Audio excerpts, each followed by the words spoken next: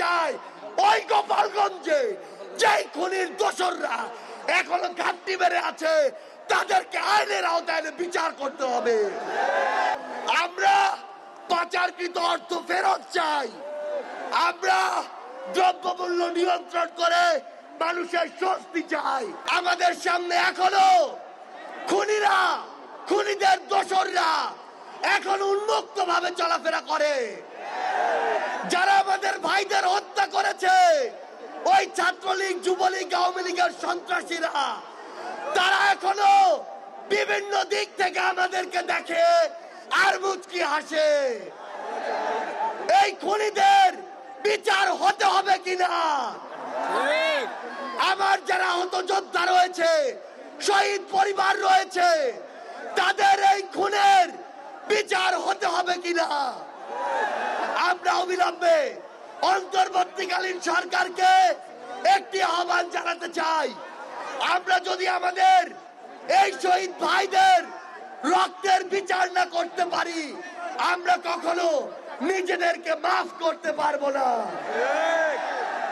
আমরা স্পষ্ট করে একটি কথা বলতে চাই, অন্তর্বর্তীকালীন সরকার এখনো যেই জায়গায় আটকে আছে, আমাদের সিন্ডিকেট গুলো ভাঙতে হবে।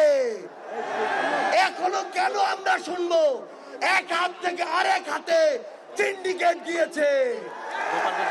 তাহলে আপনারা আপনাদের জায়গা থেকে কি অ্যাকশন নিচ্ছেন? এক হাত থেকে যদি আরেক হাতে সিন্ডিকেট যায়, তাহলে সেই হাত আপনারা ভেঙে দিচ্ছেন না কেন?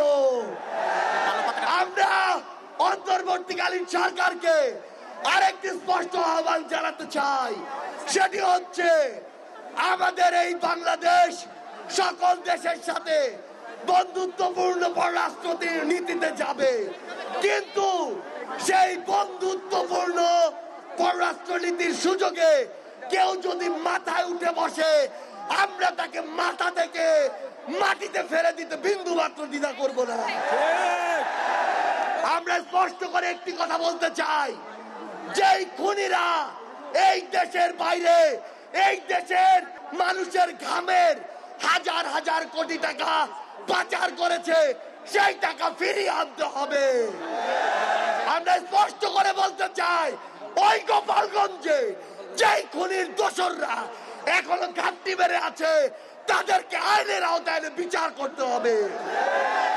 গোপালগঞ্জে এখনো কিভাবে আমাদের এই অভ্যুত্থানের যোদ্ধাদের উপরে হামলা হয়, আমরা প্রশাসনকে, পুলিশকে স্পষ্ট ভাবে বলতে চাই, পুরো বাংলাদেশে আমাদের এই যোদ্ধাদের, ফ্যাসিস্ট বিরোধী আন্দোলনকারীদের নিরাপত্তা যদি না দিতে পারেন, তাহলে ওই চেয়ারে কোন আইন শৃঙ্খলা রক্ষাকারী বাহিনীর বসে থাকার কোন অধিকার নেই।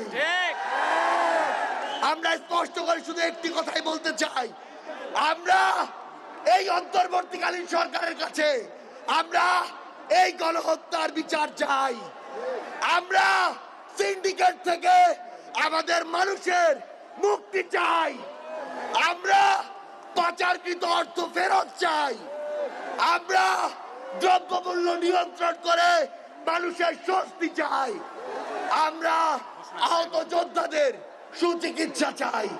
পরিশেষে শুধু একটি কথাই বলবো, যে শব্দ নিয়ে এত মানুষ রক্ত দিয়েছে, এত মানুষ জীবন দিয়েছে, যে কেউ সেই সচিবালয়ে বসে হোক, পুলিশে বসে হোক, অন্য কোথাও বসে হোক, যদি সেই স্বপ্নের সাথে, স্পিরিটের সাথে বিন্দু মাত্র বিশ্বাসঘাতকতা করার চেষ্টা করে, তাকে সমূলে উৎপাটিত করতে হবে।